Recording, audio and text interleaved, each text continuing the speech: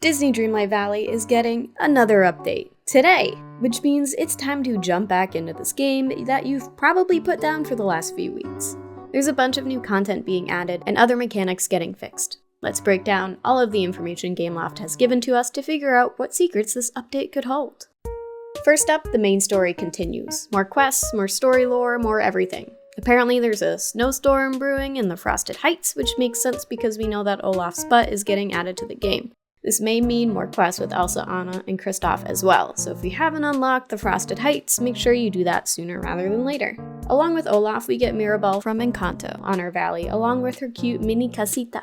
It's really cool to see a new character from the Disney universe added so quickly to the game. I guess it has been almost a whole 2 years since that movie came out, but it feels quick. Olaf and Mirabel being added means a bunch of new character quests as well. We'll be keeping busy trying to raise their friendship level and integrating them into the valley.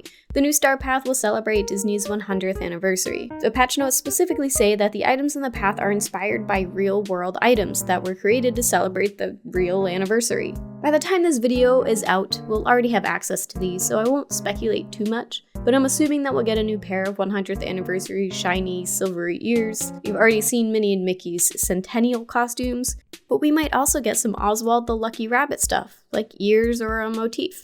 For those of you who don't know, Oswald was the original Disney character, but was eventually replaced by Mickey Mouse. It'd be so cool to have Oswald in our game just pissed off at Mickey for taking all the fame, but this is the valley where even the villains are nice, so never mind. This is probably where the idea for the white rabbit came from, that will most likely be included in the Star Path. We'll finally be able to customize our fully upgraded house with new colors. Fully upgraded is the key here. If you haven't paid off your entire house, get to work growing pumpkins. The patch notes also mention premium skins. Again, the update will be out by the time this video is out, but I'm assuming this means specific designs. Think Animal Crossing. You can go to Tom Nook and completely change the face of your house with different themes like some Asian-inspired architecture, cottagecore feels, etc. Premium means paid. We'll get the different colors for free, most likely, but probably not the different designs. We're definitely going to have to use our Moonstones to fully customize the outside of our houses.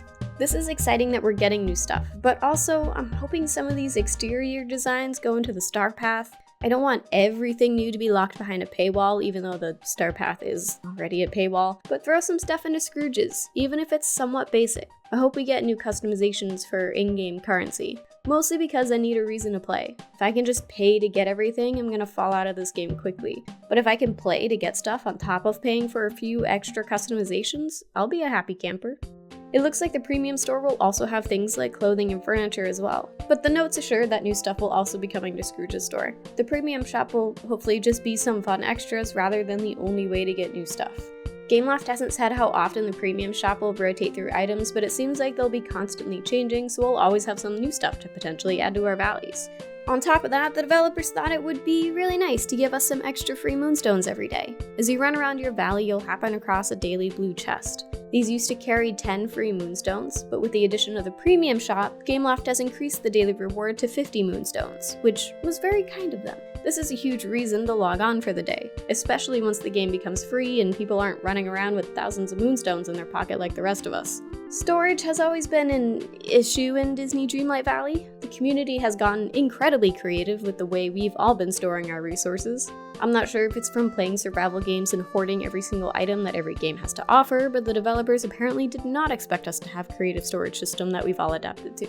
Because this is a huge problem, the developers have decided to increase our storage capacity. There are now 3 different varieties of chests that we can craft offering larger storage. They also decided that items like fridges and cabinets, furniture where you usually store stuff, will now act like basic chests, so we can store stuff in here as well. On top of that, instead of using pretty items found around the valley or the different map location signs as different indicators for what is in the storage chest, Gameloft has added customizable signposts. We can now label everything, from what's in our storage chest to just placing them around the world for reminders for ourselves, like a favorite fishing spot, I guess.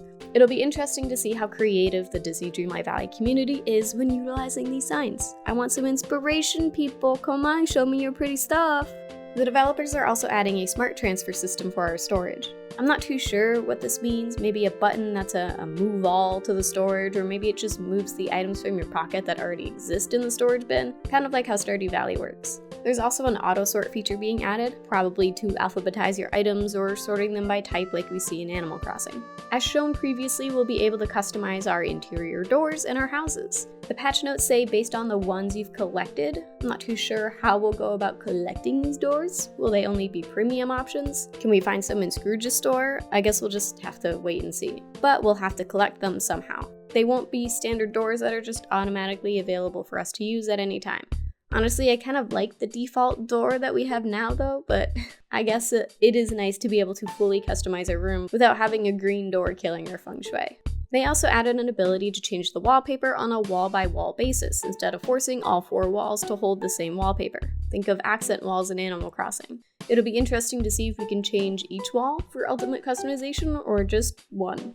Again, this gets me super excited to see what the amazing creative designers will do to their houses. More customization means more pretty houses to look at, and that's always a plus.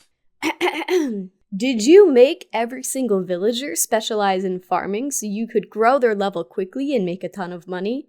Well, wouldn't it be nice to be able to go fishing with them instead for that one quest where you have to sell those 30 rare fish? Introducing the Role Training Manual. Okay, dumb infomercial over.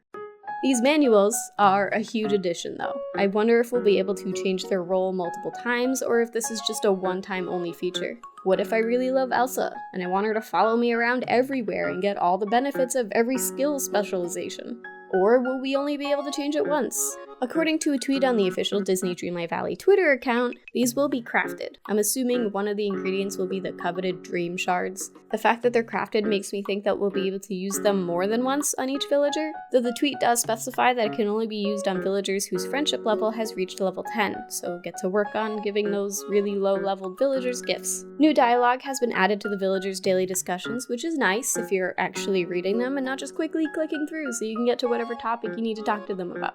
This is the one thing we keep asking for in Animal Crossing, so the fact that other developers are listening to this is super important.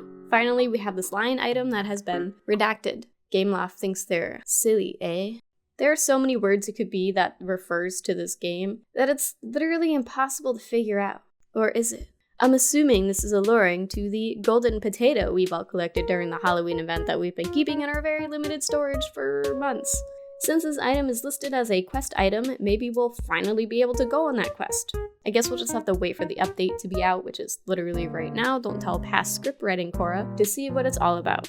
The patch notes then go on about bug fixes and improvements to the game. This is where they list all of the bugged quests and issues with the game that have been rectified. However, they also mention Kristoff's stall, which, for those of you who maybe haven't been playing Disney Dreamlight Valley for long, is a very sensitive, hot topic. This thing is super important. The daily limit of purchasing coal has been completely removed, hallelujah, and the limit for everything else at the stall has been increased to 10 to 20 items instead of 3 to 5, which makes a world of difference with specific materials like iron. This is going to be a great update. Lots of new mechanics, new items, new quests, new characters, everything to bring us back to our beautiful valleys. And of course the star path, which tends to be the thing I work towards the most when playing this game. There's something about a battle pass that is completely addicting. Maybe that's a bad thing, but I'm gonna look on the bright side and say that it is a good thing. I freaking love the holiday exclusive items they added last update. I'm so excited, it's already update day, and I can't wait to experience it all. What do you think the redacted patch note is referring to? Is it the golden potato or something else entirely? Let me know in the comments below, and I'll see you next time. Bye!